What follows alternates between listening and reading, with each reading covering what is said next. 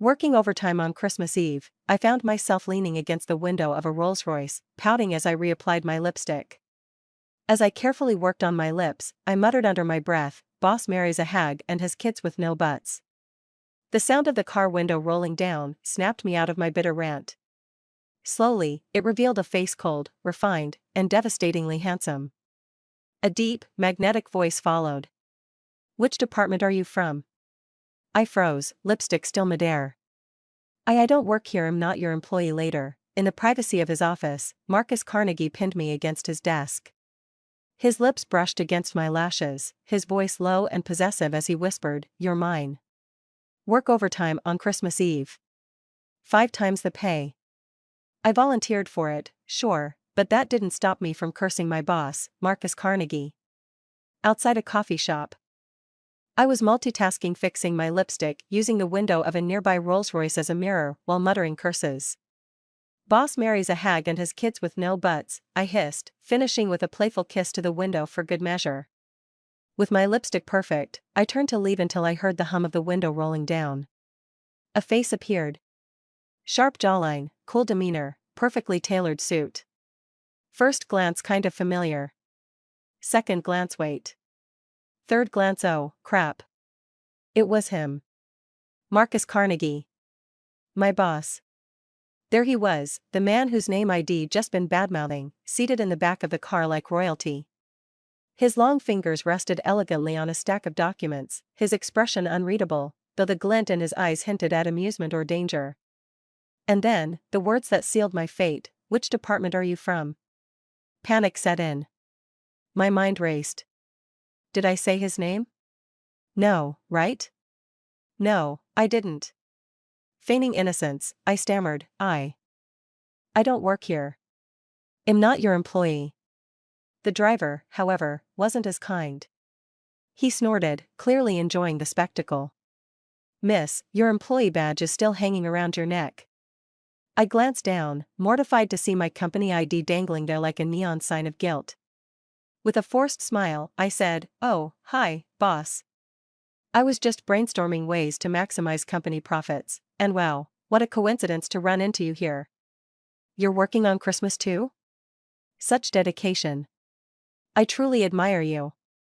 The driver's look of barely disguised contempt told me everything I needed to know about my pitiful attempt at flattery. Before I could make a clean getaway, Marcus spoke again. "Well, isn't this a coincidence?" His lips curled slightly as he leaned back, eyes narrowing in mock curiosity. "I sat here for 10 minutes, listening to you discuss me in great detail." The weight of his words crushed me as he added, "Tell me, do you have complaints about the company?" I frantically shook my head. "No. None at all." His silence dragged on, each second more unbearable than the last. "And me?" he asked, his voice deceptively casual. "Any complaints about me?" My head whipped up in alarm. "Of course not. I'm very satisfied with you." The air in the car grew suffocating as my words hung there. 10 minutes later, I found myself sitting in the back of Marcus Carnegie's Rolls-Royce, feeling like a condemned prisoner on their way to the gallows. The car was filled with a faint, elegant fragrance, and the soft rustle of paper accompanied Marcus as he casually flipped through some documents. My entire body felt unnaturally stiff, like I was frozen in place. Desperate, I discreetly pulled out my phone and sent a message to my online boyfriend, "Sweetie, I just got caught badmouthing my boss, and he heard everything. Do you think I'll make it through tomorrow? If only everyone were as understanding as you." Sweetie was a financial wizard I'd met online. When I first started my internship, had taught me most of what I know, patiently guiding me through every challenge. He seemed to know everything, always offering calm, practical solutions to my endless crises. Over time, our conversations grew more frequent and a little flirtatious. We hit it off, but we'd never met in person. When I mentioned him to my best friend, she gave me a cautious look. "Be careful." My last online date turned out to be 5'3" and weighed over 250 pounds. Took me 3 months and a plane ticket back home to shake him off. So when Sweetie suggested meeting on Christmas Eve, I turned him down, claiming I had to work overtime. To my dismay, the company actually did issue an overtime notice. I'd been venting to Sweetie about it all day, flooding his inbox with complaints. But this time, as I awaited his reply, it wasn't my phone that lit up. It was Marcus. I froze, suddenly hyper-aware of his phone vibrating twice. Then, almost in slow motion, I saw him glance at my screen. His brows knitting together slightly. His gaze shifted from my phone to my face, lingering long enough to make my cheeks flush. Then, as if to deliver the final blow, Marcus turned his head slightly, propped his chin on his curved index finger, and let out a low chuckle. His laugh was deep, magnetic, and far too intoxicating for my nerves to handle. I swallowed hard, forcing out a trembling, "Mr. Carnegie, do you need something?" His voice was calm, deliberate. "Come to my office this afternoon." I smiled weakly, praying I didn't look as doomed as I felt. Of course, Mr. Carnegie. Dead. I was absolutely dead. It wasn't until noon that I finally got a reply from Sweetie. "Sorry, I was busy with work and didn't see your message. Babe, this kind of thing shouldn't be a big deal. Your boss probably won't hold a grudge over it, right?" I replied immediately, "No, no. No. A man like my boss, 30 years old and still single, is bound to need an outlet for his frustrations. Guess who's likely to be that punching bag?" Then, regretting my dramatic words, I added, "Why couldn't I just keep my mouth shut?" The thought of Marcus' office pristine and off limits to any random woman only made me more anxious. As I hesitated at the door, unsure whether to knock or run, a woman stepped out of the elevator, catching my attention. She was tall, fair-skinned, and impeccably dressed, Sophia Whitney, daughter of a real estate tycoon. When I first started at the company, I'd seen her pursuing Marcus relentlessly, though she never even got as far as holding his hand. My eyes lit up. An idea hit me. Without missing a beat, I opened the office door wide, just as Sophia's heels clicked sharply against the floor. Sure enough, she immediately rushed over, pushing me aside in one swift motion. "Marcus, I came to see you." Behind the desk, Marcus barely glanced up. "You."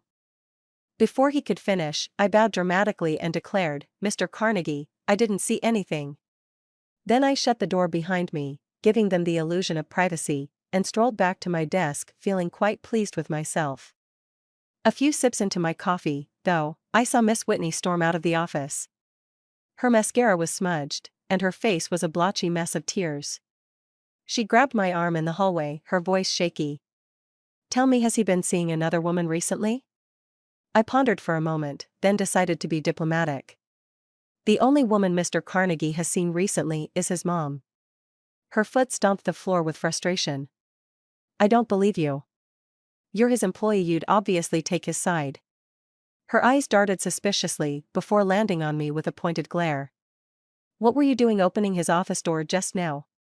A sense of foreboding crept over me. Could she actually be suspecting me?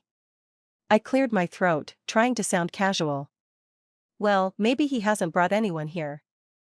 But there's always the possibility he's keeping someone elsewhere." That seemed to strike a nerve. With a dramatic slap to her thigh, she declared, "Whoever's stealing my man, I'll tear her apart." Before leaving, she leaned in and added with venom, "And you don't get any ideas? Wearing makeup at work? Please, you're hideous." Once she was gone, a coworker walked by, rolling their eyes. "Don't let her get to you. She acts like Mr. Carnegie's girlfriend when he doesn't even acknowledge her." What a joke. Lately, I'd been mentioning Marcus a little too often, and Sweetie seemed to have misunderstood. Out of the blue, he asked me, "Do you like men like that?" Not wanting him to overthink, I quickly replied, "Absolutely not. I can't stand men like that." His silence on the other end lingered, unsettling me. Did I offend him? Did I say something wrong? Over the weekend, I went out for dinner with my best friend. She brought along her new boyfriend. And the two of them were practically glued together, all lovey-dovey across the table. I sat on the opposite side, feeling like a third wheel, an invisible one at that. That night, lying in bed, I tossed and turned, unable to fall asleep. My mind kept drifting to Sweetie. I opened our chat, staring at the screen for what felt like an eternity. On impulse, I tapped the call button. My heart raced. 2 beats in, I panicked and hesitated to cancel it, but before I could decide, he picked up. There was a pause. The faint sound of running water came through the line. My heart jumped to my throat. "Hello?" I asked cautiously, my voice barely above a whisper. He didn't reply. Instead, a message popped up on my screen, "I'm in the shower." Why didn't he say anything? The quiet made my chest tighten with disappointment. Could my best friend have been right after all? Was he a 40-year-old man? Or did he have some other kind of issue? Because of the whole sweetie situation, I was completely out of it all day. So much so that I accidentally walked into the men's restroom at work. The stunned expressions of several male colleagues greeted me. Before I could even process what was happening, my face turned scarlet, and I bolted out as quickly as I could. By the afternoon, a group chat had popped up among some coworkers. The hot topic? A female pervert caught peeking into the men's restroom. No matter how much I tried to explain, it was useless thanks to Sam, a colleague who had been trying to pursue me not long ago.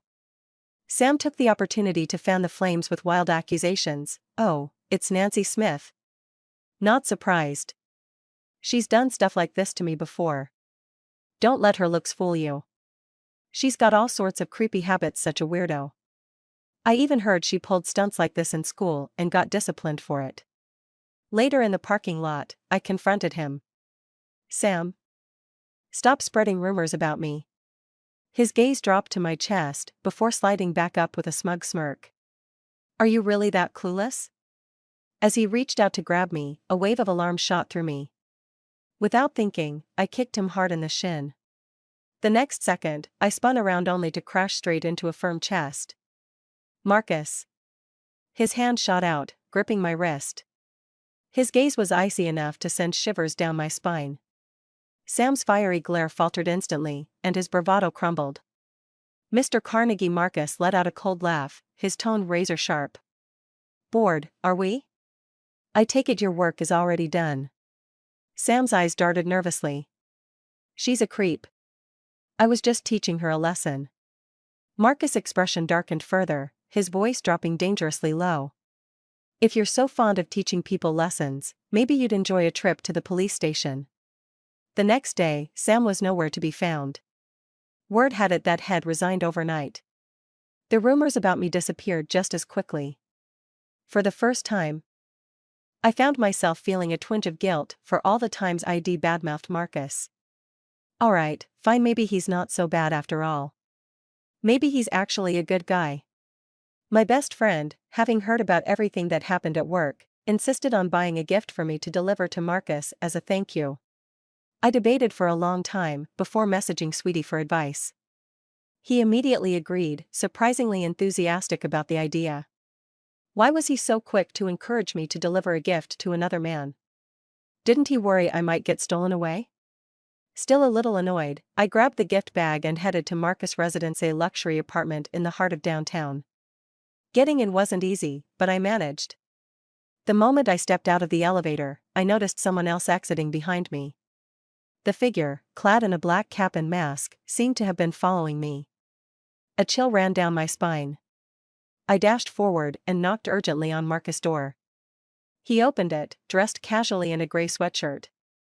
His features softer and more relaxed than usual. Before he could say a word, I threw myself into his arms, blurting out, "Baby, I missed you so much." I was too nervous to notice the way his body stiffened. His brows arched as he looked down at me, his voice calm but tinged with amusement. "What did you just call me?" But my focus wasn't on him. Through the reflection in the window, I could still see the suspicious figure crouching at the corner, peering our way. It wasn't until I felt Marcus' warmth radiating from his chest that I snapped back to reality. He closed the door behind us, and I began fumbling for an apology to explain myself. But before I could get a word out, I was startled by 2 pairs of eyes fixed intently on me from the living room. One belonged to an elderly man with a head full of silver hair. The other, a young woman who looked about 20, was now grinning as she stood up and approached. "Well, Marcus," she said teasingly. "So you've got a girlfriend now and didn't tell me?" Her playful smile turned to me. "You're gorgeous." "I'm Susan, Marcus' sister." I froze, awkwardly turning my head toward Marcus. He stood leaning against the doorframe, arms crossed, his expression a mixture of amusement and challenge, as if to say, "You got yourself into this mess. Now get yourself out." He raised a brow and said smoothly, "Are you sure you didn't come to the wrong door?" My feet were glued to the floor. I didn't dare go inside. "You've misunderstood. I'm just here to..." Susan cut me off with a cheerful laugh. "Marcus, don't just leave Nancy standing there. Invite her in already." Marcus shifted aside, gesturing for me to enter. As I passed him, he leaned down slightly, his warm breath brushing against my ear as he murmured, "Welcome." My face instantly turned scarlet. "I don't want to bother you. I just came to drop off a gift, and I'll be leaving right after." Susan bent down to pick up the bag I'd brought, only to pause mid-motion. Her expression froze for a second before she suddenly shoved the bag into Marcus' arms, grinning wickedly. "Looks like I'm getting a nephew soon." At that exact moment, my phone buzzed with new messages from my best friend. "Nancy, you haven't given him the gift yet, have you? Can you check if there's a small box inside? It's men's underwear. It should be at the bottom. Please look for it." My blood ran cold as I stared at the messages. Out of the corner of my eye, I saw Marcus glancing into the bag. His gaze shifted to me, his expression laced with playful mischief. "You bought this?"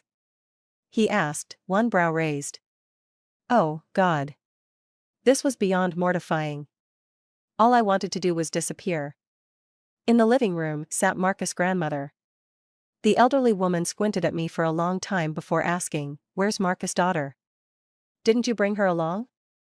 I was completely baffled.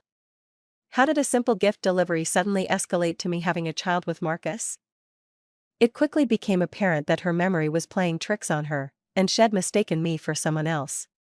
Left with no other choice, I stayed to chat with her for another half an hour. Marcus' grandmother was incredibly chatty, even sharing stories about how Marcus wore dresses as a child.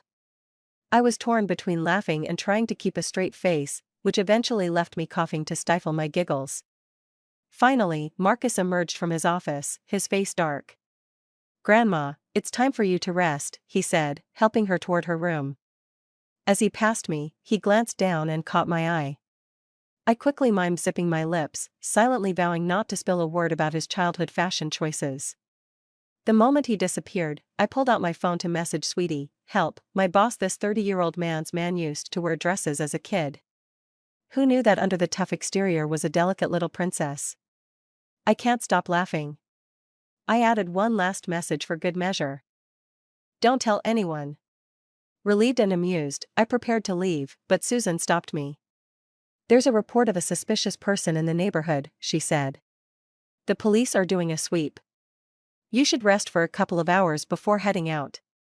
Remembering the man who had followed me earlier, I felt a shiver of unease and decided to take her advice. She showed me to a guest room spacious, clean, and subtly luxurious. So this is how the other half lives, I thought, envying the comfort of their lives. 2 minutes later, I was standing in the bathroom when something felt off. Men's face wash. A razor. Wait, was there another man living here? My suspicions were quickly squashed when the door opened and Marcus walked in. He froze briefly, his expression shifting to mild surprise. His gaze swept to the razor in my hand, and a teasing glint appeared in his eyes. "You like that?" The tone of his voice made me genuinely fear that, if I said yes, I'd receive a box of razors as a New Year's gift. Panicked, I blurted out, "I'm sorry, Mr. Carnegie. I went into the wrong room. I'll leave right away." Flustered, I turned to go, only for my foot to slip, sending me into an almost comical skid. Before I could hit the ground, Marcus took 2 swift steps forward, and I ended up crashing into him. My face smacked against his chest, my hand grabbed at his belt for balance, and my lipstick left an incriminating mark on his pristine white shirt. I stared at the spot, mortified as my cheeks burned with embarrassment. "I'm so sorry. I didn't mean to." His hand steadied me by the shoulders, his palms warm against my skin. "I know," he said, his voice low and rich, but with a slight tension. "But could you let go of my belt first?" Mortified, I scrambled to my feet, stammering apologies as I ran out of the room only to smack right into the doorframe on my way out. Behind me, Marcus' voice followed, laced with a touch of exasperation and amusement. Be careful for the next few days. A familiar Rolls-Royce started appearing outside the coffee shop near my apartment.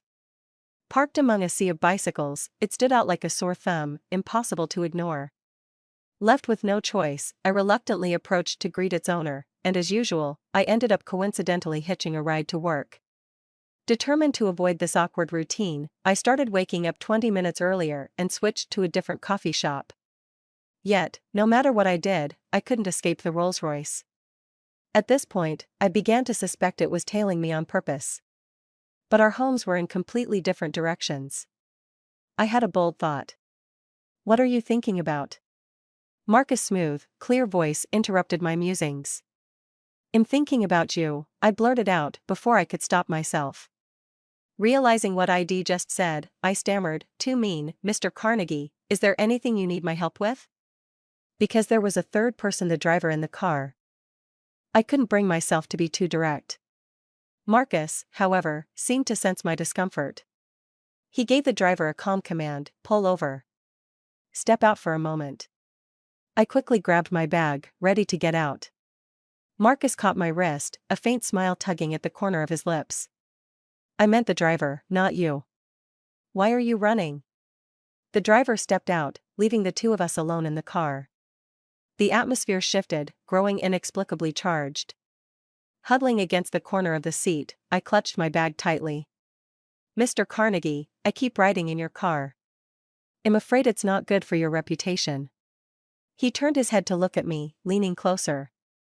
"And gifting me so many pairs of underwear is good for my reputation?" I felt my face heat up. He added with a pointed look, "And they weren't even the right size." Oh, my God. Could he just drop it already? Was he misunderstanding me because of the gift? Did he think I had feelings for him? Panicking, I scrambled to explain. "Actually, those weren't meant for you, Mr. Carnegie. I know you're a good person, but I already like someone else." I considered describing my online boyfriend, Sweetie, but it felt too far-fetched. So, instead, I pulled out a photo of me with my younger cousin and lied. "I'm worried my boyfriend might misunderstand, so I can't be too close to other men right now." A heavy silence filled the car. I didn't dare meet his gaze. Grabbing the door handle, I bolted out of the car. Strangely, after saying all that, I felt a fleeting pang of loss. Later that evening, I sent Sweetie a message, "Can we meet in person?" He replied, "Sure." We made plans to meet a week later at a cafe in the city center. Sophia had clearly picked up some gossip and was now hyper-focused on me. "Why did you get out of his car? Why did he look at you like that? And why do you smell a bit like him?" Her incessant questions were driving me insane, so I escaped to the restroom, hoping for some peace. Oddly enough, she didn't follow me this time. When I returned, I noticed my phone had been moved slightly on the table. It wasn't missing, so I shrugged it off and didn't think much of it. There were only 2 days left until I'd meet Sweetie. I couldn't help but feel nervous. Was he older than me? Younger? Looks didn't matter much, as long as he was kind. On Thursday afternoon, during a company meeting, the new assistant forgot to send out a crucial document. I rushed to the conference room to deliver it to Marcus. He sat at the head of the table, perfectly composed. His calm, authoritative demeanor, combined with the way the large screen illuminated his features, exuded an unshakable presence. As I entered, his eyes briefly met mine, and I quickly looked away, my heart inexplicably racing. Listening to his measured, confident tone as he led the meeting, I couldn't shake a strange sense of familiarity. By Friday evening, I was having dinner with my best friend and told her about my upcoming meeting with Sweetie. She cautioned me, "Be careful. People online wear masks. You never know what they're really like in person." Her words only heightened my anxiety. Excusing myself to the restroom, I turned a corner and accidentally bumped into a man in his 40s. He was sweating slightly and gave me a polite smile. "Careful, young lady," he said. I quickly apologized and bent down to pick up the phone had dropped. But as I handed it back to him, I couldn't help but catch a glimpse of his screen. There, among his contacts, was my name and avatar. I froze. I knew every single person on my contact list except for Sweetie, whom I'd never met in person. The man rubbed his belly, his voice gentle. "Pretty girl, are you okay?" I wasn't okay. I was far from okay. Panic set in as my mind raced. No way. Sweetie said he was 62. Forcing a calm demeanor, I replied, "Oh, don't worry.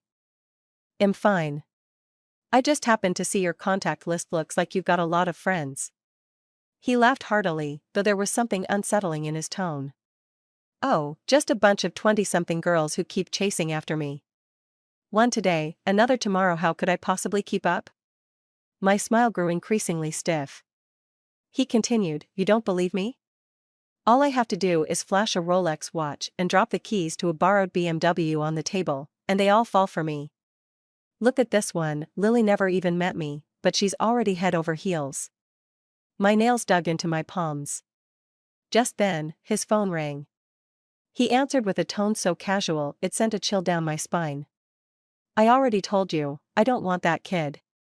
"How is it my fault? You begged me to be with you in the first place." "Jump off a building? Go ahead, it's your choice." I felt my blood run cold. This couldn't be happening. In my mind, Sweetie had always been a calm and composed person. At least, that's how he came across when we chatted. He was always busy, often replying to my messages after work, but he never left a question unanswered. Now that I think about it, was that just his way of playing hard to get? And then there was that middle-aged man. Reality had hit me like a ton of bricks. I cried my heart out into my best friend's arms, venting all my frustration. Between sobs, I sent Sweetie a message, "Thank you for helping me in the past. I have a boyfriend now, and am afraid he'll misunderstand. Let's not stay in touch anymore." There was no response on the other end. I couldn't bear to even look at messages from someone like that man. Without hesitation, I blocked Sweetie. To drown my sorrows, I dragged my best friend downstairs for drinks. With my head spinning from the alcohol, I vaguely noticed a tall figure walking through the door. Even in my inebriated state, I could recognize Marcus. My eyes brimmed with tears as I stammered, "Mr. Carnegie, I took leave already." His breathing was heavy, and he seemed to be holding back some emotion. "Why are you drinking?" My best friend, worried about me, tried to keep him at a distance. But after the two exchanged a few words, she left us alone. Now, it was just the two of us. I rasped, my voice hoarse, "I'm happy today. Cheers." He frowned, snatching the glass from my hand. The spilled liquid splattered onto his black shirt. Rolling up his sleeves, he sat down beside me, looking unusually despondent. "I'm not," he said quietly. "I'm very upset." That stopped me short. "What's wrong?" With a bitter laugh, he muttered, "I just got dumped." "Dumped?" I stared at him blankly. "Well, I just got dumped too," I said, filling his glass. "Here, drink." But my coordination was off, and the contents of the glass spilled down my neck instead. He glanced at me. "How am I supposed to drink that?" Taking out a handkerchief, he gently dabbed at the liquid on my skin. As his flawless face came into view, closer than ever before, I noticed for the first time how long his eyelashes were, how striking his brown eyes were. Without thinking, I grabbed his sleeve. "How about we just pair up?" His breath hitched as he yanked his arm away. "Do you even know what you're saying?" Unable to hold it together any longer, I blurted out, "My online boyfriend turned out to be a sleazy old man." "Can you believe that?" His gaze deepened, and though he opened his mouth to speak, he said nothing. Once I started, I couldn't stop. Alcohol always made me overly emotional. Between hiccups and tears, I recounted the entire story about Sweetie and the middle-aged man. Half an hour later, Marcus' sleeve was soaked with my tears. He pressed a single finger to my forehead, his expression a mix of confusion and was that a hint of relief? "I don't know how you came to that conclusion," he said. His tone tinged with exasperation. "But I've been the one chatting with you this whole time." I waved dismissively. "Don't try to make me feel better. I've already accepted the truth. His body shook with laughter, his smile broadening as he repeated every complaint I'd ever made about him during our chats. Then, pulling out the blocked account, he opened it in front of me. Look closely. I stared at the screen, dumbfounded, and slowly nodded. It felt like a surreal dream. My sleazy 40-year-old online boyfriend had transformed into my devastatingly handsome boss. On impulse, I leaned in and kissed him. His lips were soft, tasting faintly of the alcohol I'd spilled earlier. I must be dreaming, I thought to myself. Because otherwise, why wasn't he moving? The next morning, I woke up with a pounding headache. Stumbling out of bed, I made my way to the living room for a glass of water. That's when I saw him. Marcus was sprawled on my sofa. His hair and clothes slightly disheveled. Even in exhaustion, his striking features remained undeniable. The sofa was too short for him, forcing him to bend his legs, which made him look a little pitiful. I froze. Why is Marcus in my house? What happened last night? As my eyes drifted to his exposed collarbone, I sank into a spiral of panic. Moments later, he stirred awake, his eyes soft and affectionate as they landed on me. His Adam's apple bobbed slightly, and his voice carried a teasing warmth. Do you feel uncomfortable anywhere? His question only made me more anxious. Should I feel uncomfortable somewhere? I shot back, do you feel uncomfortable anywhere? He chuckled softly, his tone laced with amusement. I'm a little sore all over. All over? My mind raced. What on earth did I do to him last night? Swallowing hard, I confessed, I don't remember anything. He didn't respond immediately, instead arching a brow and watching me with an unreadable expression. What? Are you planning to shirk responsibility? Gripping the half-empty glass of ice water, I tried to cool my overheating brain. Then, like a bolt of lightning, the memories from last night came rushing back, everything from Marcus being sweetie to the kiss. If I remembered correctly, I fainted from lack of oxygen afterward. The sheer amount of information was too much to process, so I decided to play dumb. Thank you, Mr. Carnegie, for bringing me home. Let me make you something to eat. Without waiting for a reply, I bolted to the kitchen, locking the door behind me. In reality, I had no intention of cooking. My mind was too chaotic to focus on anything else. The sound of the door handle turning startled me so badly that I jumped. Marcus' voice came from the other side. Are you really cooking? It's awfully quiet in there. Panicking, I quickly turned on the gas stove and boiled a pot of water. Yep, I'm cooking. Later, Marcus sat at my dining table, eating a bowl of plain boiled pasta. Before leaving, he glanced back and asked with a faint smile, when are you planning to take me off your blacklist? Lately, life had been a mess, with so many things tangled up in my mind. I decided to take a week off from work and escape to another city for a little peace of mind. I didn't tell Marcus. The next day, as I lay on a beach watching the sunset, my phone buzzed. It was him. Where are you? His tone was sharp, almost like he was worried I'd run away. I'll be back in a couple of days, I replied, trying to sound casual. He went quiet for a long moment before asking, a little helplessly, is this because of me? I hesitated, stammering but giving no real answer. Before I could think of what to say, a handsome man approached me on the sand. Beautiful lady, may I have your contact information? Caught off guard, I forced a polite smile and said, sorry, I'm married. The man looked disappointed but pressed on. You're traveling alone? Your husband isn't thoughtful. How about considering me instead? Before I could respond, Marcus hung up the call. That evening, I returned to my hotel, feeling restless. I tried calling Marcus, but his phone went unanswered. It wasn't that I was intentionally avoiding him, I just felt awkward. The thought of all the times I'd ranted to Sweetie, unaware it was Marcus, made me cringe with embarrassment. As I wallowed in my shame, there was a knock at the door. Thinking it was room service with dinner, I went to open it only to find Marcus standing there. Dressed in a sleek black suit, he was a towering presence next to the server, his lips dry and his gaze intense as it locked onto mine.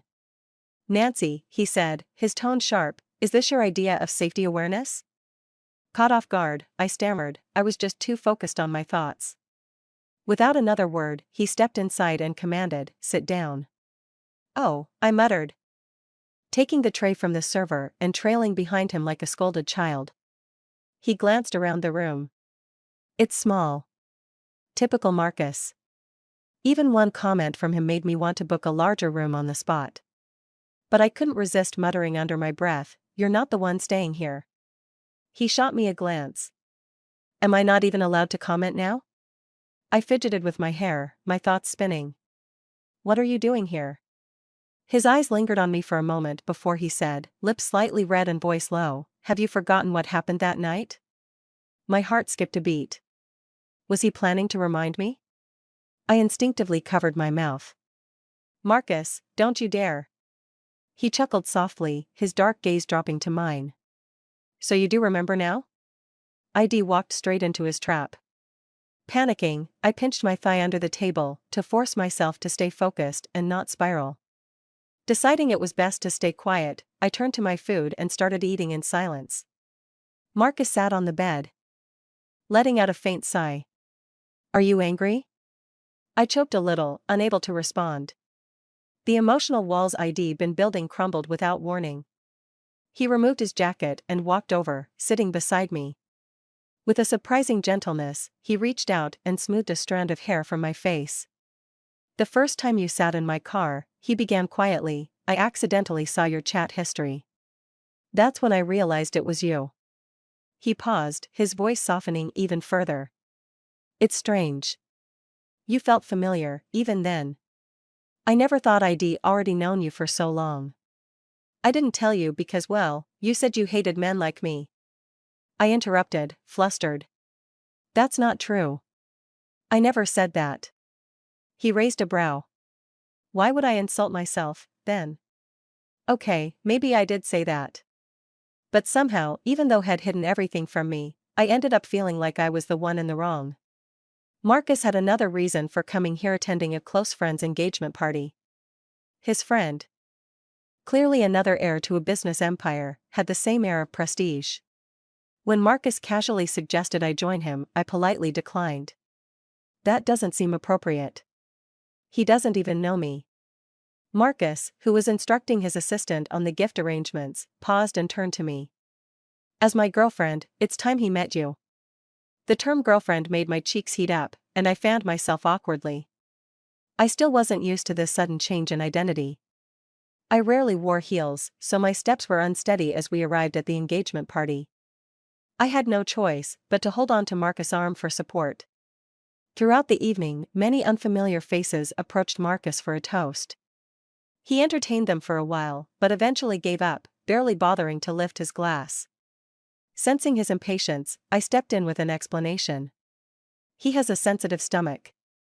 I don't let him drink." The room fell silent as every pair of eyes turned toward me. Marcus rested his hand casually on my shoulder, leaning in slightly. His warm breath carried a faint hint of alcohol as he murmured, "If you're tired, there are rooms upstairs where you can rest." But I hesitated. What if he drinks too much while I'm gone? I'll have to deal with it later anyway. So, I stuck with him as we went to greet the happy couple. Under the dazzling lights, the couple exchanged engagement rings, their every move drawing the admiration of the crowd. Then, out of the corner of my eye, I spotted a familiar figure by the entrance. "Sophia." I tugged on Marcus' sleeve. He frowned. "Ignore her," he said firmly. But her earlier words echoed in my mind, "If you try to take my man, I'll destroy you." Fear prickled at me. But today wasn't about us, it was someone else's special day.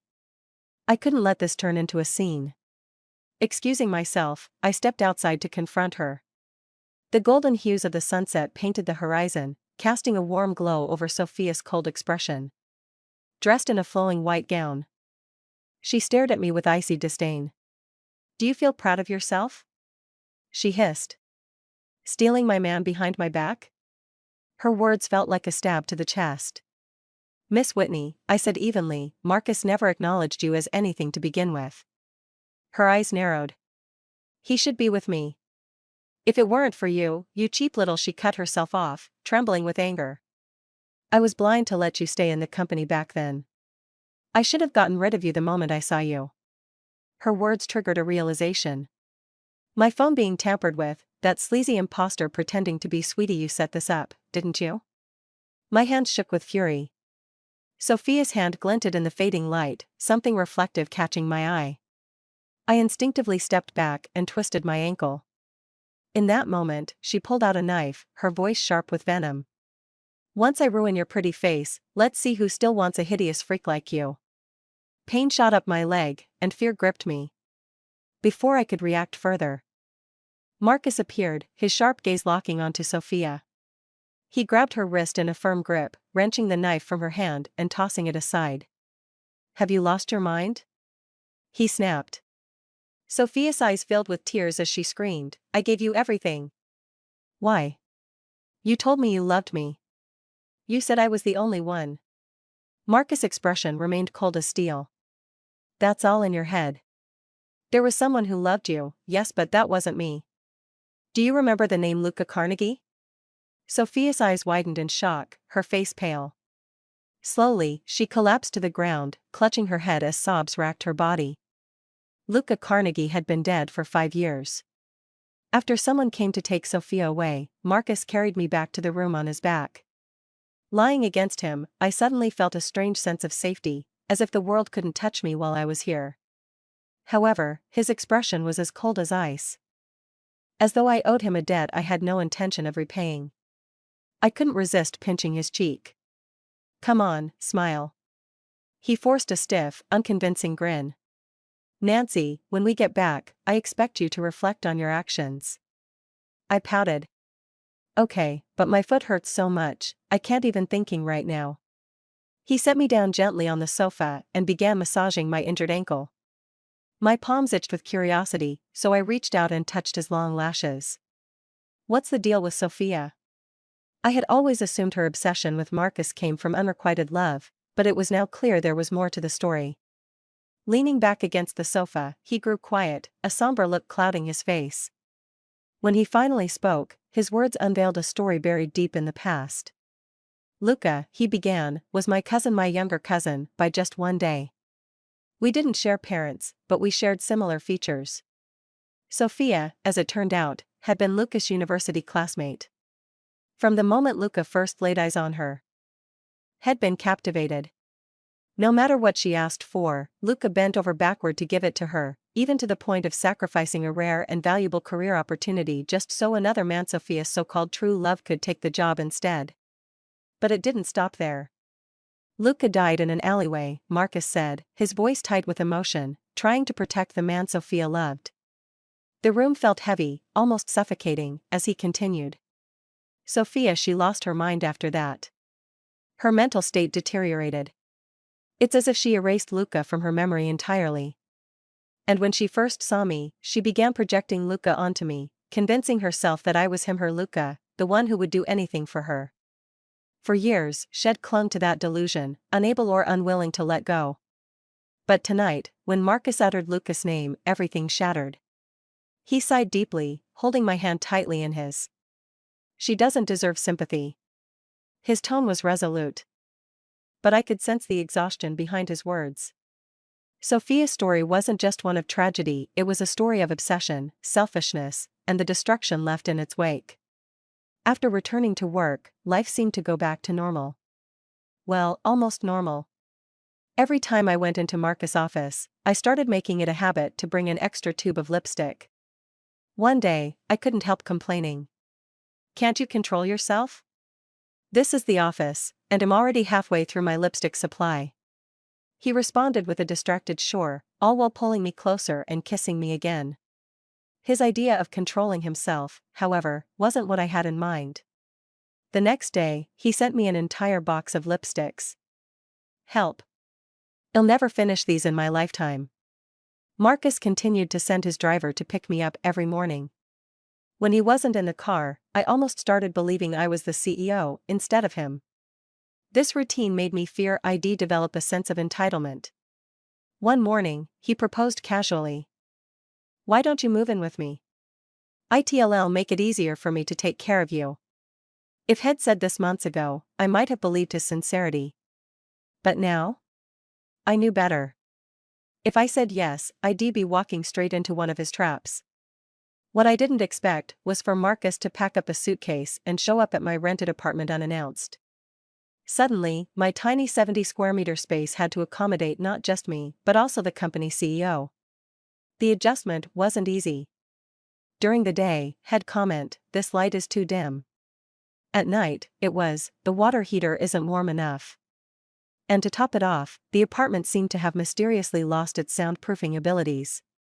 At night, I could hear faint, shuffling footsteps below my room, and the eerie sounds made my palms sweat. Late one night, there was a knock at my door. "Are you able to sleep?" Marcus asked. "Yes." I blurted out. "Perfectly fine." There was a brief pause. Then, I heard him chuckle softly from the other side of the door. "Sweet dreams." The next morning, my dark under-eye circles were impossible to hide. After trying to catch up on sleep at my desk, only to be called around by my supervisor for errands, I finally crashed in the private rest area of Marcus' office. It was after this chaotic ordeal that I finally gave in and moved into his house. At least there, I'd get some actual rest hopefully. Springtime, April. Marcus and I got married. Standing outside the marriage registration office, we were both a bundle of nerves. I, in particular, felt like my smile was bordering on robotic. The officiant couldn't help teasing, "Miss, if you're being forced into this, just blink twice." Marcus chuckled, tucking a stray lock of hair behind my ear. Then, pulling me aside, he spent the next 20 minutes calming me down. My heart pounded as I blurted out, "This is the only wedding you'll have in my life. I'm so nervous and scared." He frowned. Clearly displeased. "Nervous, I understand. But scared? What are you scared of? Do you think he'll eat you alive?" Then, with a playful smirk, he added, "If you stay this nervous, I'll dock your pay." The threat was so childish and harmless that I couldn't help but laugh, my tension easing just a little. The sunlight bathed us in warmth as we stood there, hand in hand, making promises to each other. In that moment, time seemed to freeze, sealing our happiness in the golden glow of the day. I thought to myself, this is it. We'll stay this happy forever. The end.